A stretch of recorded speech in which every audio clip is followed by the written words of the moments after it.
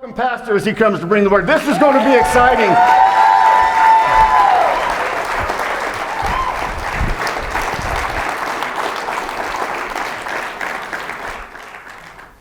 I want to talk to you, and I have preached from Ezekiel 38 and 39 several times in my lifetime. And I cannot find a better title, so I just use the same title every time I preach on it. Hooks in their jaws. It's very interesting. In verse 4, I'm not going to spoon feed you today. I'm going to put scriptures up, so if you want to take notes and read it when you get home, that's fine, but I'm not going to read it all to you. We'll be here till 3 o'clock if I do. I'll just tell you what it says. God spoke to Ezekiel the prophet, and he said, "Set your face against Gog, the land of Magog, the chief prince of Meshech and Tubal, and prophesy against him." And here's what I want you to tell him. "I will turn you back, and then I'll put hooks in your jaws and bring you forth again." And then he tells who his allies are going to be. So we're going to look at this. I want to try to put the turmoil in Ukraine in a little bit of scriptural, prophetic perspective. And if you don't think that's tough to say, repeat it 3 times real fast. It's not just what's happening in Ukraine. This is something that's happening the world over because of what's happening in Ukraine. People are confused. Jesus made this statement, that in the last days men's hearts will be failing them for fear. Fear of what? Today people are confused and they're living in fear because the fact is nobody knows what to expect next. A lot of confusion. What's happening in Ukraine could set the stage for Ezekiel 38 and 39, and I think you'll see that. But what happens in 38 and 39, there's a couple of battles. This is when it starts with a confederation of 5 kings called the armies of the north attack Israel. Now Ezekiel saw a sequence of events beginning with the rebirth of Israel. Now Israel was scattered throughout the world. They were in every nation just about on the planet for almost 2,000 years. But on May the 14th, 1948, they became a nation again. So Ezekiel saw a sequence of events beginning with the rebirth of Israel up through the Battle of Armageddon at the end of the 7-year tribulation. What confuses people about Ezekiel 38 and 39 is that there are 2 battles described. It'll help you understand prophecy a whole lot better if you understand that prophets saw mountaintops. They did not see the valleys in between. They saw the mountaintops, but there was a valley. And in eschatology, study of last things, it's called the gap. They saw the mountaintops, but they did not see the gap between. They didn't see the time frame between those mountaintops. Now there are 2 battles. The armies of the north, called the kings of the north, come against Israel. And then the Battle of Armageddon. There's 2 battles. The Battle of Armageddon is when the kings of the earth gather in Megiddo to fight against Jesus and his army. It's not going to be much of a fight. That takes place at the end of the 7 years tribulation. So Ezekiel 38 and 39, now if I keep repeating myself, I'm trying to reinforce something on you. Israel's back in their own land, surrounded by enemies. Right. That's where they are today. And God puts an evil thought in the minds of these kings of the north. Now they have a leader. He puts an evil thought that they'll go down and attack Israel and destroy Israel. But Israel will send them back. They'll be defeated. Then he says, I'll put hooks in your jaws and I'll bring you back again. Ezekiel 38, the first 16 verses, I'm not going to take time to read it to you. This is the kings of the north. And God's going to bring these kings of the north down against Israel to destroy them, wipe them off of the map. But the armies from the north are the ones that get destroyed. Right. In Ezekiel 39, verse 9, it says, the extent of the battle, of the destruction, the abandoned war material is going to provide fuel for Israel for 7 years. It's interesting. 7 years is the exact length of the tribulation. 2 battles. Armies of the north begin at the beginning of the tribulation, and the Battle of Armageddon at the end, 7 years later. That's the gap at the end of the tribulation. Ezekiel 38, all of 38, and into 39, the first 16 verses. This is the first battle. That's the kings of the north. That's the beginning of the 7-year tribulation. In Ezekiel 39, verses 16 through 22, that is the Battle of Armageddon. The Antichrist army at the end of the 7 years tribulation. And all you have to do is compare these verses. These verses, 39 verses 16 through 22, compare those verses with the description of Armageddon given in Revelations 19, verse 11 through 21. That means that there is a 7-year gap between verse 16 and verse 17 in Ezekiel 39. There's a 7-year gap. Have you got that? Now, you know, along about here, I had another thought. Do you realize that the Bible is the only religious book of any religion in the world that dares tell what's going to happen in the future? It's called prophecy.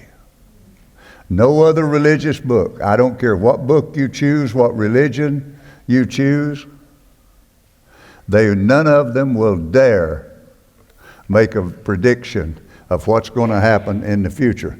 You know, that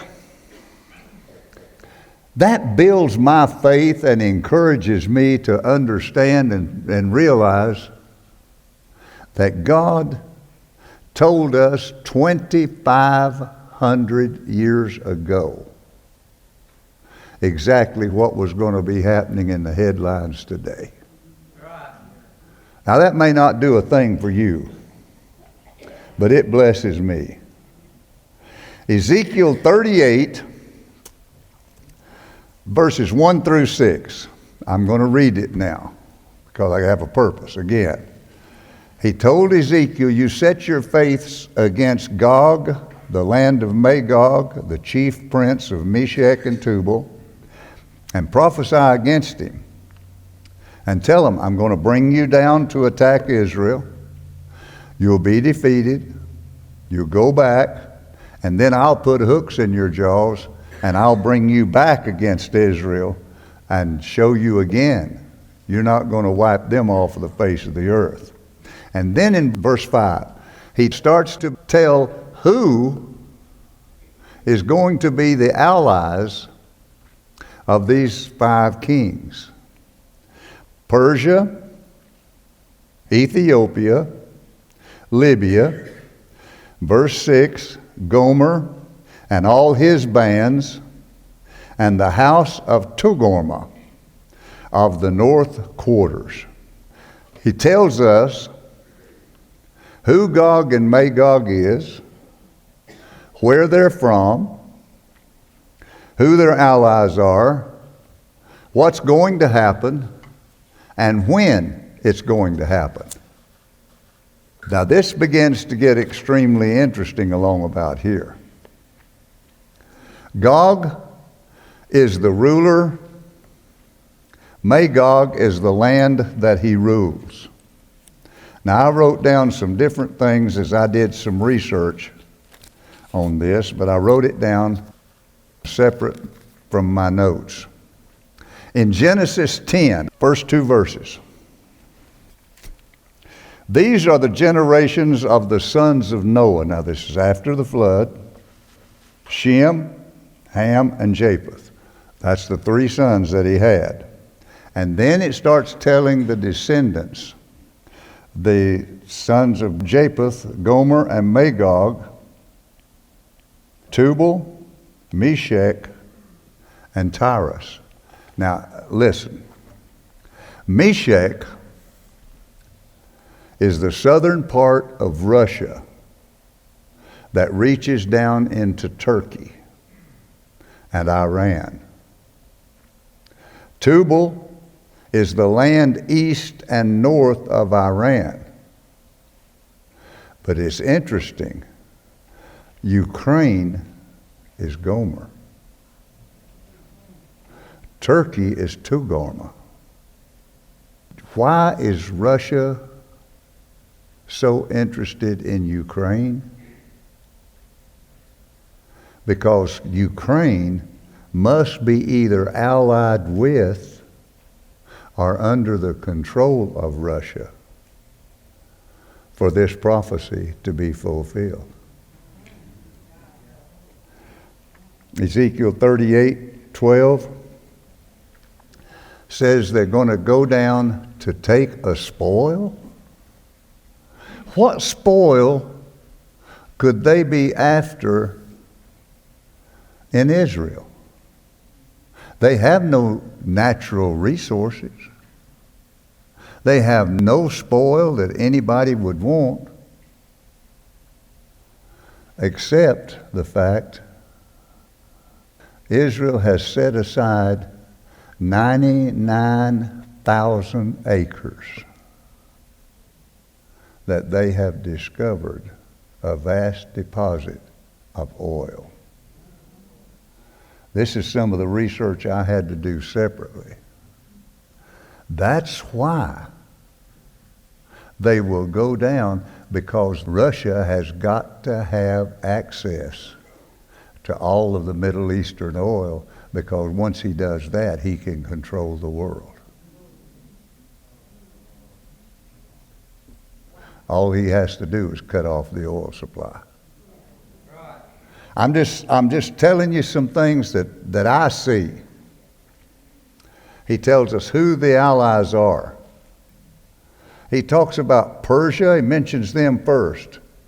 Do you realize in 1932, Russia signed a treaty with Persia that gave them access to the Middle East? The interesting thing is, in 1935, Persia changed its name to Iran.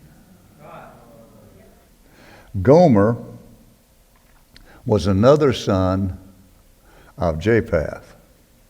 He migrated to the area of Ukraine and Ethiopia, Libya, Afghanistan, Iraq, all Arab Muslim nations. Ezekiel prophesied that these are the very nations that will be allied with Russia in the last days. Is it interesting so far? This is a battle, church. This goes all the way back to the sons of Abraham. Abraham had two sons. Ishmael out of the bondservant who was not God's choice. And then he had a son called Isaac. And Isaac was the one that God said he would have. Sarah decided that she was too old to have a child, but Abraham was not too old, so she sent her servant into the tent of Abraham, and she conceived and had a son named Ishmael. Well, it wasn't too long after that, Sarah, as old as she is, got pregnant and had a son, just like God said. His name was Isaac. And Ishmael fought Isaac constantly. It was a constant battle. Until finally, Abraham had to drive Gomer and her son Ishmael out of the camp. They couldn't live together in the same camp. And this war has been going on between the descendants of Ishmael and the descendants of Isaac. It's still going on today.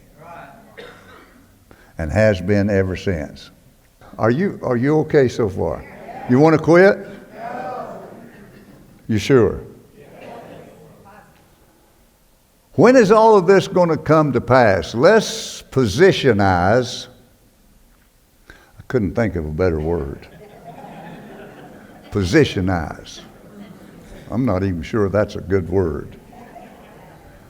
Ezekiel 38 and 39, see where they fit in relationship to the sequence of events that God gave to Ezekiel. Positionizing. Chapter 37 is the vision of the valley of dry bones. And it states clearly that this is Israel. That they will come back into the land and they will rise up an exceeding great and mighty army. That's Israel reborn as a nation. Chapter 40 is the millennium. It's the Sabbath of rest when Jesus sets up his kingdom on the earth.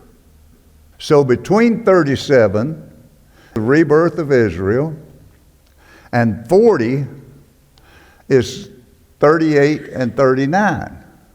That's what happens. The attack on Israel, the northern armies are defeated, and the attack on the northern armies will be after Israel is back in the land, and it is before Jesus comes back to set up his kingdom on the earth, which is at the end of the tribulation. So the rapture takes place 7 years before Jesus sets up his kingdom on this earth. Have I sort of got it positioned with you? And verse 9 in chapter 38, Israel will burn the weapons left or abandoned after the war for 7 years. Get the order of events in your mind, and I'm going to wrap up here pretty quick. I want to give you 5 things as the order of events that have to happen. Number 1, Israel must be back in the land. That's already happened. Number 2, Russia must be turned back and then brought back again like they had hooks in their jaws. They're going to do it whether they want to or not. Number 3, the armies of the north are defeated, the church is raptured, and the tribulation begins. Now, number 4, after the church is gone, the 7 years tribulation begins. And tribulation is in 2 parts. You don't want to miss this. It's 7 years, but it is distinctly divided in 3.5 years each. 3.5 years, the Antichrist is on the scene as the ruler of the world. And he sets up his throne, or his capital, in Jerusalem. He makes peace with the Muslims, the Arab nations, and with Jerusalem. Something that no man has been able to do at this point. So the temple, I believe, will be rebuilt the first 3.5 years when he's at peace. He's brought peace with Israel. But when the temple is finished, the Antichrist, the false Christ, sets up his image in the temple. The false prophet makes the image speak, and the Antichrist declares himself God. And the Jews realize this is not the Messiah, because God commanded, you will not bow down before any image. Right. And they turn, and the Antichrist then turns on the Jews. Right. And tries to wipe them off of the map. It is so severe, the killing of the Jews, that he is so angry with, that there's only 144,000 that God preserves through this tribulation time, the last 3.5 years. It's called the day of Jacob's trouble. And it is so severe that God preserves 12,000 out of each of the 12 tribes, 144,000. Now, this is the time, this time of Jacob's trouble. This is the time that Jesus spoke about when he said, except those days be shortened, no flesh would be saved.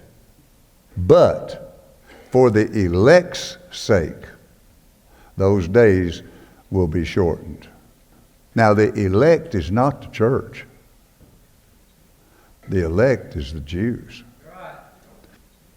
They have always been and will always be God's elect. Why?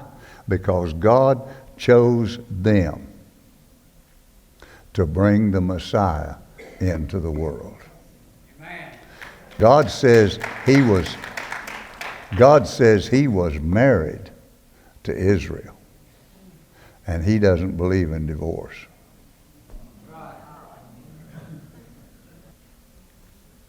Number 5, I gave you 4 already, is the Battle of Armageddon, which brings an end to the tribulation, brings an end to the Antichrist, the false prophet, and it ushers in, at the end of the tribulation, it ushers in, the Battle of Armageddon, ushers in the millennium. Now let's stop just a minute. Is it possible that the stage is being set in Ukraine for the battle of Gog and Magog? When God puts hooks in the jaws of these kings of the north to come against Israel? You see, he has to have cooperation or be in control of Ukraine to have access to the Middle East. If that's true, is it possible that we could be very close to the coming of the Lord, when the Lord himself shall descend from heaven with a shout, with the voice of the archangel, the trump of God, and the dead in Christ shall rise first, and we which are alive and remain will be caught up to meet him in the air. I've always thought, God, it would just be wonderful when the trumpet sounds, if it'd be Sunday morning, about 10 o'clock, between 10 and 11:30, when we're all sitting here, we just leave together. Whoa! I'd like it. Wouldn't that be something? I don't know. Now listen, church, I don't know when it's going to happen. And nobody else knows it's going to happen. Nobody, we can know the times and the seasons, but we don't know the day or the hour. We just can't tell. That's something. Listen, prophetic timing is one thing God has left in his own hands, and he alone will decide. Even Jesus, when he was here and they asked him when he'd be coming back, he said, I don't know. Only my Father knows that. So, I am convinced of a few things. When the armies of the north move on Israel, the clock begins to tick off the last days of the history of the church. The rapture will take place and the church will be gone. Now, I don't want you to be here. I don't want to be here. I don't want you to be here. And I don't want your family to be here when that begins to happen. Those of you who are not saved, might be a good time to set your house in order. Those that are not saved, you're not going in the rapture. You'll be here for what's left. And I'm saying this, if you're not saved, you watch out. Because the stage is set for the Antichrist, the false prophet, and the mark of the beast. But you can be sure of this one thing. When all of this begins to happen, world events will begin to change with lightning speed. It will be so fast and so sudden. If you're not ready, it'll be too late. Now, I realize I have dumped a whole dump truck load of material on you this morning. I hope I didn't overweight you. I hope you'll take time to read some of this yourself. But I'm not here to frighten anybody. I'm here to say, look up, your redemption draweth nigh.